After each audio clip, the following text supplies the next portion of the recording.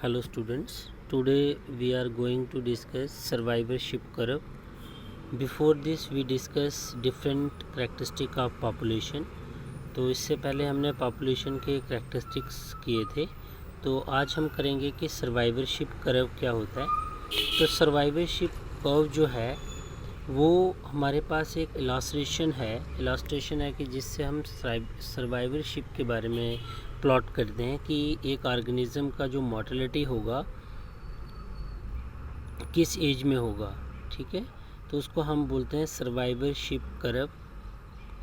तो 3 तरह की general type of survivorship curves हैं जो कि रिप्रेजेंट करती हैं natural survivors in different population.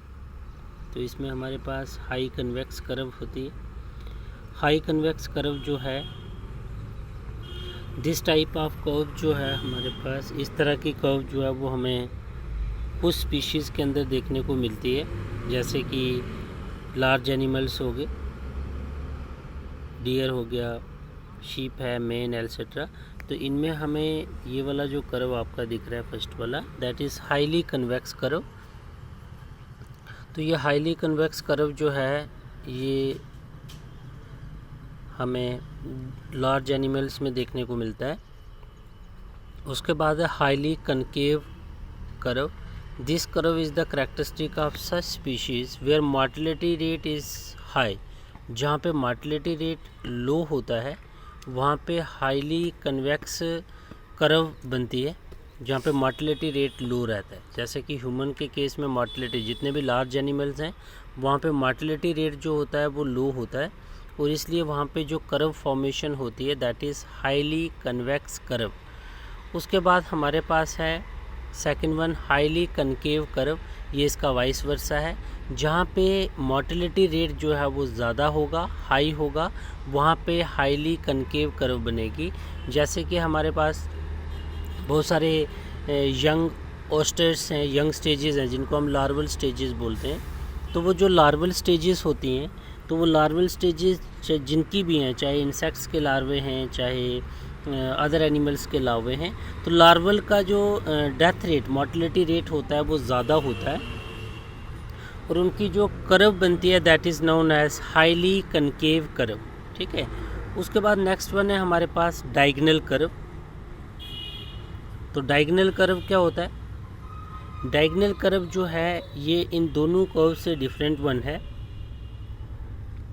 यहाँ पे स्ट्रेट लाइन का डायगोनल फॉर्मेशन होती है इस कर्व के अंदर, जैसे हमारे पास डायग्राम के अंदर दिया गया है। और यहाँ पे भी मोर्टेलिटी जो है इस डायगोनल कर्व के अंदर, मोर्टेलिटी रेट जो होता है यंग वन का हाई होता है, but lower and more nearly constant in adult. इसका मतलब क्या हो गया कि जो डायगोनल कर्व बनेगा उसमें जो यंग वन होंगे उनका मोर्टेलिटी रेट हाई होगा, लेकिन जो अडल्ट होंगे उनका कांस्टेंट मोर्टेलिटी रेट होगा।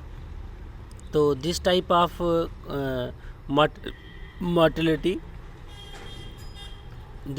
मोर्टेलिटी फॉर्म डायगोनल को, और इस तरह की जो मोर्टेलिटी रेट होता है उसमें डायगोनल कर्व बनता है। तो ये एक ब्रीफ कंसेप्ट था सर्वाइवरशिप का। तो क्या बताया मैंने सर्वाइवरशिप का आपको कि ये वो पैटर्न होता है मोर्टेलिटी विद एज के साथ, जिसको हम एक इलास्ट्रेशन के थ्रू सर्वाइवरशिप कर्व प्लॉट करते हैं।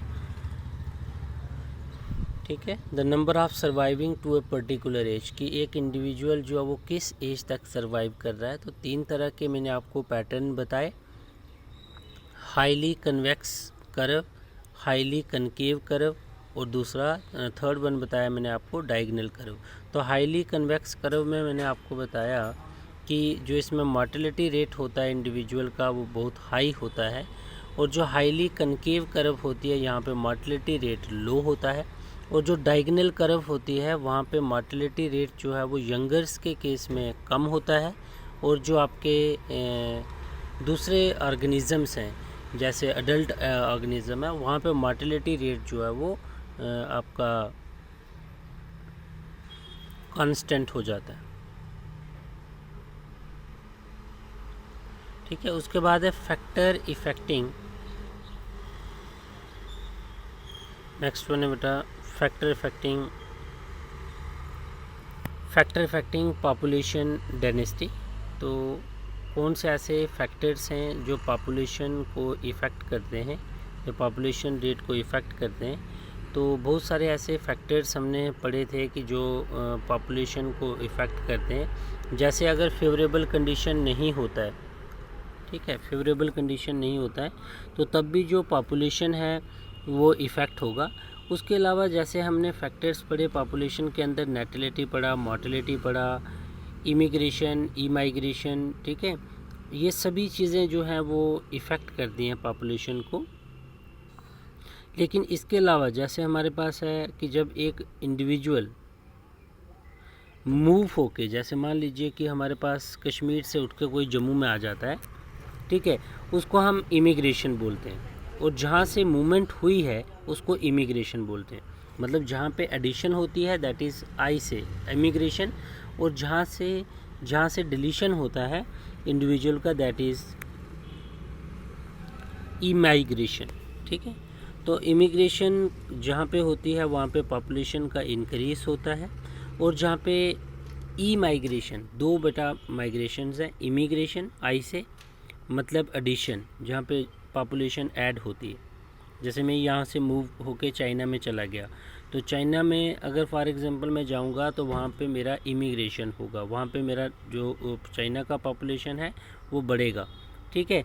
और इंडिया से मैं गया तो इंडिया का पॉपुलेशन में कम हो गया, यहाँ पे सब्ट्रैक्ट हो गया, ठीक है। तो दोनों समझ में आए, आई से और ई से जो इमिग्रेशन और इमिग्रेशन है, इन दोनों के अंदर क्या अंतर है। इमिग्रेशन का मतलब हो गया जहाँ पे इंडिविजुअल का एडिशन होता है, और इमिग्रेशन होता है जहाँ पे इंडिविजुअल जो है उनका क्या होता है, जो इंडिविजुअल होगा उसका डिलीशन होगा। मतलब जहाँ से इंडिविजुअल उठ के आया वो इमिग्रेशन, और जहाँ उठ के आया, ठीक है, जैसे मान लीजिए कि डोडा से उधमपुर कोई रहने के लिए आ गया, ठीक है, तो डोडा से उसका इमिग्रेशन हुआ ई से, ठीक है, और उधमपुर में आके रह रहा है दैट इज़ इमिग्रेशन, ठीक है, क्लियर है।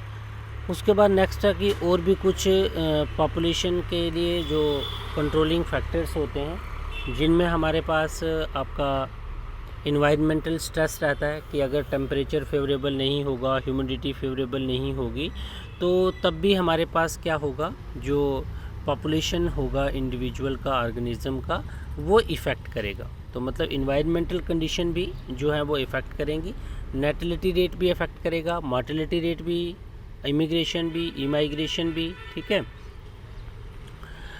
इसके अलावा कुछ फैक्टर्स जैसे मैंने आपको बता दिया कि क्लाइमेट, टेम्परेचर, आल्टीट्यूड, ह्यूमिडिटी, ठीक है, थंडरस्टॉर्म एट्सेट्रा। उसके बाद है securing food and other environmental comforts. इसका मतलब हो गया कि जैसे हमारे पास बाकी एनवायरनमेंट्स के कंफर्ट्स हैं, जैसे कि फूड होना चाहिए उस एनवायरनमेंट में जहाँ पे ऑर्गेनिज्म रह रहा है। अगर वहाँ पे फूड की अवेलेबिलिटी नहीं होगी तो भी पॉपुलेशन का नंबर जो है वो कम हो जाएगा, ठीक है। उसके बाद ब्रीडिंग बिहेवियर, तो जो ऑर्गेनिज्म का ब्रीडिंग बिहेवियर होगा वो भी सही होना चाहिए। उसके बाद कीपिंग अवे द प्रीडेटर्स, और प्रीडेटर्स को अपने आप से दूर रखना है। मतलब वहाँ पे वो पॉपुलेशन अच्छी ग्रो करेगी जहाँ पे प्रीडेटर्स जो हैं वो नहीं होंगे, तो पॉपुलेशन के अंदर स्टेबलाइजेशन जो है वो आएगा। क्लियर है। तो आज मैं इतना ही कराऊंगा आपको। वीडियो बेटा बहुत ज़्यादा बड़ा हो जाता है, अगर 20 से 25 मिनट का वीडियो रिकॉर्ड करना हो तो उसके अंदर रहता ही है कि वो जीबीज़ में चला जाएगा, तो उतना अपलोड नहीं हो पाएगा। तो जब आपको फ्रैक्शन में वीडियो सेंड करने होंगे तो उसका कोई बेनिफिट नहीं है। तो थोड़ा आज मैंने आपको जो करवाया दैट इज़ सर्वाइवरशिप, ठीक है, एंड टाइप्स ऑफ सर्वाइवरशिप करो, and then factor affecting population density या पॉपुलेशन चेंज, ठीक है।